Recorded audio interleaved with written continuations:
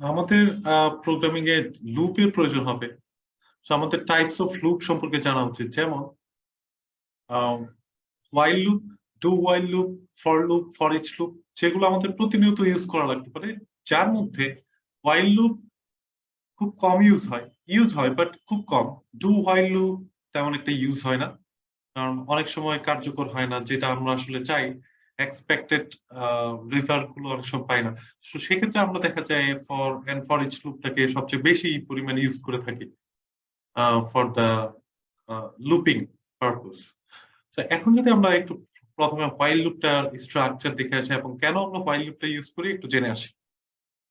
So mainly while লুপটা use করা হয় যাতে আমি কিছু লাইনস অফ কোড আইটারেট করতে পারি একটা নাম্বার অফ টাইম পর্যন্ত। যতক্ষণ পর্যন্ত কন্ডিশনটা ট্রু থাকবে ততক্ষণ পর্যন্ত লুপটা চলতে থাকবে। তার মানে এটা ডিপেন্ড করতেছে কিছুর উপর, একটা কন্ডিশনের উপর। সো কন্ডিশনটা যতক্ষণ পর্যন্ত ফলস হচ্ছে না ততক্ষণ পর্যন্ত লুপটা চলবে। আর লুপের কন্ডিশন যখন একটা সময় গিয়ে ফলস হবে তখন অবশ্যই লুপটা কমপ্লিটলি স্টপ হবে। সো এখানে যদি আমরা একটু সিনট্যাক্সটা দেখি কেমন হয় while লুপের syntax. So while, then there is a condition and there is a block. So এখানে হচ্ছে কোড ব্লকটা থাকবে লিস্ট অফ স্টেটমেন্টস যেগুলো আমরা ডিফাইন করতে চাই। যেমন একটা example, like there is a variable I and there is integer type variable. So I ভ্যারিয়েবলের মধ্যে আমরা কত স্টোর করে রাখছি? 0। এখন একটা কন্ডিশন অ্যাপ্লাই করা হয়েছে while লুপের মধ্যে, যেখানে I less than 5। সো যতক্ষণ পর্যন্ত I less than 5 হচ্ছে ততক্ষণ পর্যন্ত এই লুপটা কন্টিনিউয়াসলি চলতে থাকবে। যখন I less than 5 এই কন্ডিশনটা ফলস হবে তখনই লুপ থেকে ও বের হয়ে যাবে। তাহলে এখানে আসলে কন্ডিশনটা কেমন ভাবে অ্যাপ্লাই হয়?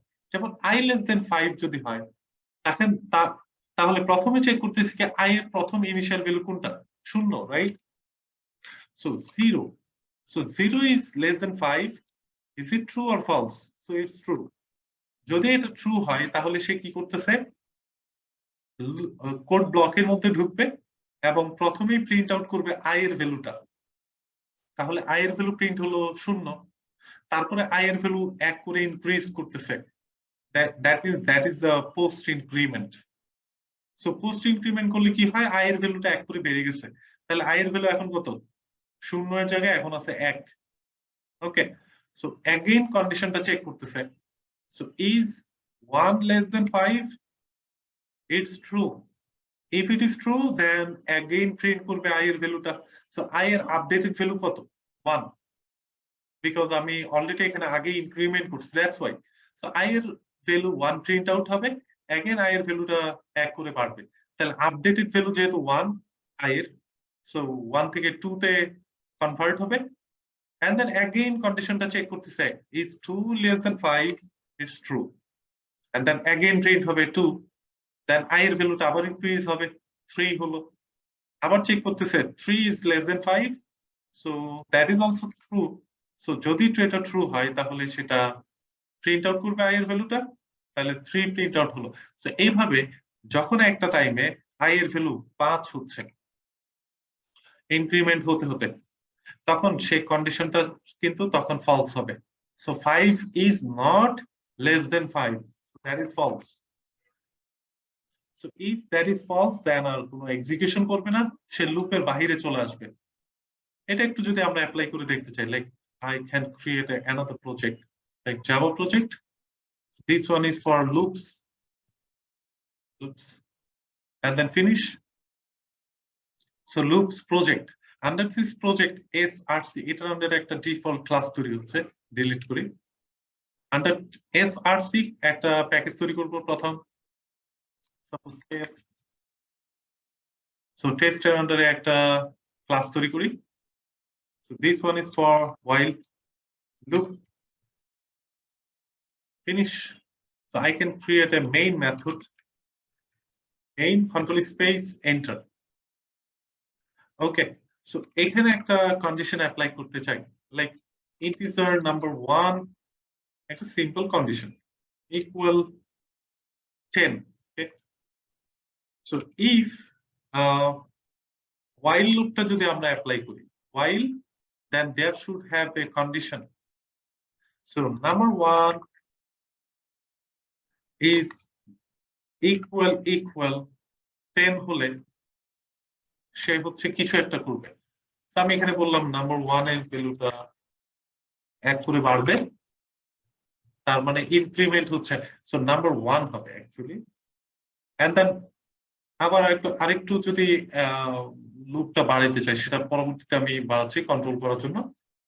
এগেইন একটা স্টেটমেন্ট প্রিন্ট করতে চাই, the value of number 1 is, then আমি বললাম সবার শেষে কনক্যাট করে নাম্বার 1, এই ভ্যারিয়েবলটাই আমি আবার পোস্ট করলাম। তাহলে প্রতি সময় যখন আপডেট হবে সাথে সাথে আমি আবার প্রিন্ট আউট করতে পারতেছি নাম্বার 1 এর ভ্যালু কত, এটা। তো এখন যদি একটু রান এখানে 9 নম্বর লাইনে পয়েন্টার সেট করি, ডিবাগ করি, সো প্রথমে সে কন্ডিশনে আসলো, while কন্ডিশনে। সো while লুপের কন্ডিশনে চেক করতেছে নাম্বার 1 এর ভ্যালু হচ্ছে 10, so 10 is equal 10. So that is true. If it is true, then it goes for this statement. So number 1 K say increment করবে। So step over. Okay.